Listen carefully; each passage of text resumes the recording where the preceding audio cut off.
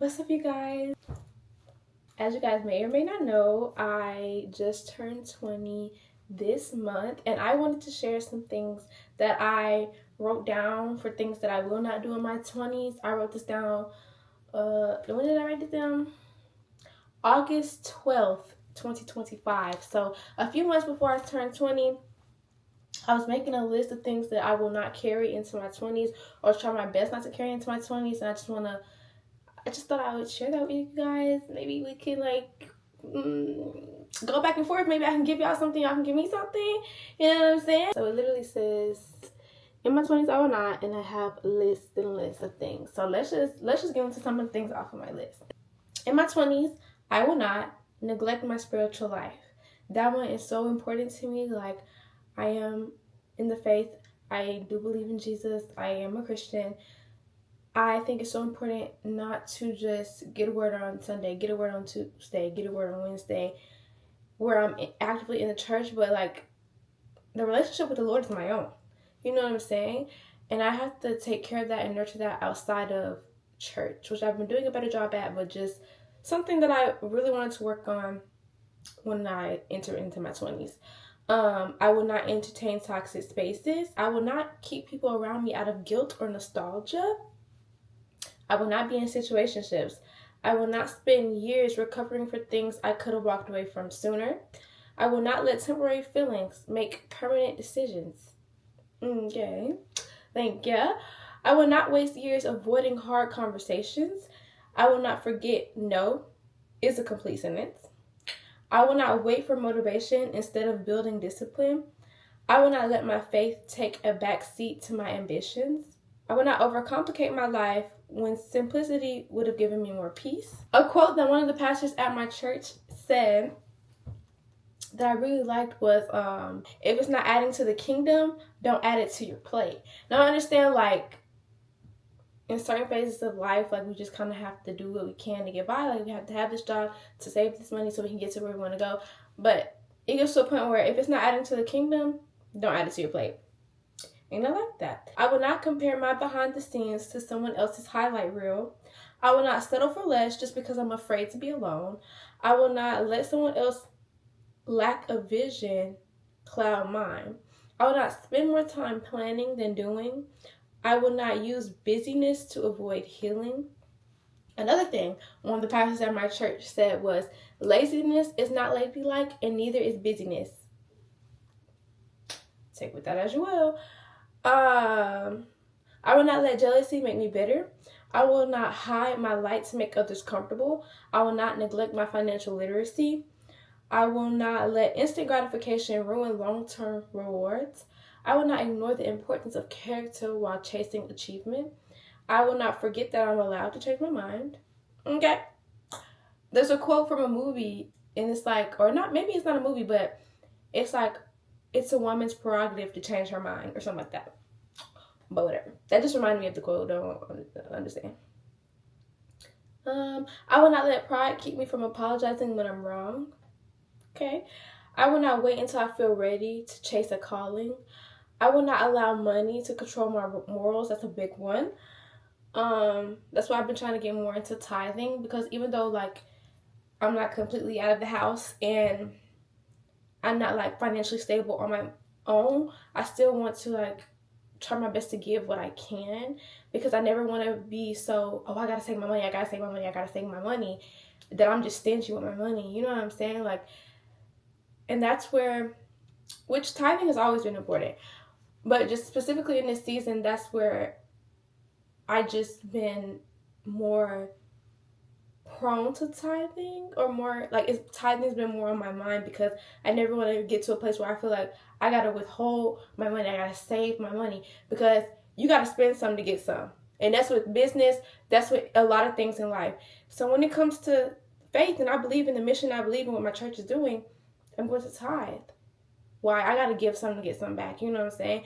Or I gotta, even if I don't get it back, I gotta give simply because I know that surely goodness and mercy will follow me all the days of my life. You know what I'm saying? So it's like, I never want to hold on to money and feel like, oh, I just gotta keep it. No.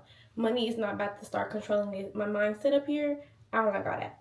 I hope that made sense. I tried to put it in the best of words, but if you don't understand, maybe we can chat about it in the comments. Or maybe not, but I don't know. Where was I? Okay. I will not overcommit to things I don't actually have time for. Again, laziness is not ladylike. Busyness is not ladylike. If you don't add to the kingdom, don't add it to your plate. Give or take, you know what I'm saying. I will not be afraid to be the beginner in the room. I will not live more in my head than in the present moment. That's a big one. I live in my head so much, like even to this day. Like I really honestly should have been looking at this list every week before I turned 20, but that's a big one for me. I will not ignore warning signs in my health, relationships, or finances. I will not think my 20s is only for hustle and not joy. I will not allow my younger self's wounds to ruin my adult life. Now, let me say something about this. Let's pause real quick. I feel like this has been on my mind a little bit just because I like watching controversial videos. And when I say controversial, I like watching both sides of the coin argue. You know what I'm saying? And I'd be like, oh, I agree with this, or oh, I agree with that, or oh, that perspective, or this. I like watching stuff like that. So I don't remember what exactly triggered this thought, but I know I had a conversation with my mom about this before. But anyways, it just got triggered more recently. And you know the saying like, oh, hurt people, which is true. Or like, oh, like they're like this because, oh, this happened in their childhood. Or, oh, they're like this because da-da-da-da. Which I fully sympathize and empathize with. But at some point in our lives, we become responsible for our trauma. Hear me. What other people have done to us when we were kids, teenagers, all the trauma other people will do to us, after a certain point, we become responsible for that. If we never get the apology, if we never get that change, if we never see that change in that person, that parent, that sibling, that grandmother, that caregiver, whatever, if we never get the closure we think we need for the healing, you're going to go on throughout your adult life hurting, sad, depressed, etc., etc., etc., and bleeding on other people. And that's not fair. While when you were young, that responsibility of your trauma was on them. You didn't have tools. You didn't have to. But once you get to a certain point in life, you got to be like, man, look, if I never get any of that, I'm going to heal for me. Like, that's what I mean by you become responsible for that trauma. Not necessarily that you deserved it or you're responsible for getting it, but no, I'm responsible for healing. You get what I'm saying? Like, nobody else is going to heal for you. So, I don't know. That's just something to think about. Like, when you become I feel like, honestly, and again, I can sympathize and I can empathize because I know some people don't necessarily have the tools or the awareness that they might need help, or they might just be angry and think it's normal, or et cetera, et cetera, et cetera. But when you reach this point of awareness that, oh, the way I'm acting is not normal, or the way I'm feeling actually doesn't feel good, and I don't want to continue living the rest of my life like this, or when something clicks in your brain, it's like, X, Y, and Z is affecting X, Y, and Z, and that's why I'm acting like this, because I'm traumatized from over here. Once you reach that awareness, it becomes your responsibility. How do I move forward? How do I heal? How do I press on my life? You get what I'm saying? Because those people may never change. They may never apologize. And if they do, that's good. But you still have to do damage control. And that's just the sad thing about it. There has to be damage control done. And whether that's getting into therapy, seek Jesus. But I'm just saying, like, I hope all that made sense. All right, we're moving on. Because at this point, I don't want to start rambling. Hold on. Right, so just going back to that point, don't let your younger self's wounds ruin your adult life. You have to make the decision that you want better for yourself. You don't want to feel like this for the rest of your life. And you don't have to feel like this for the rest of your life.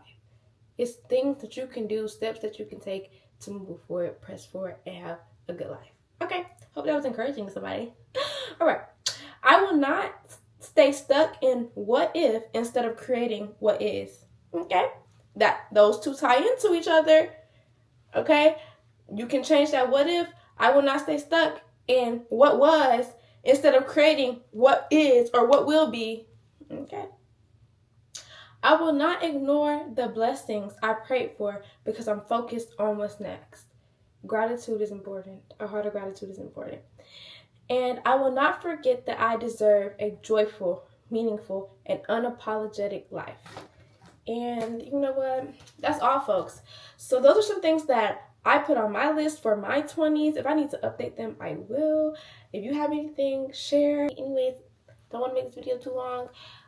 And I hope to see you in my next one. Bye!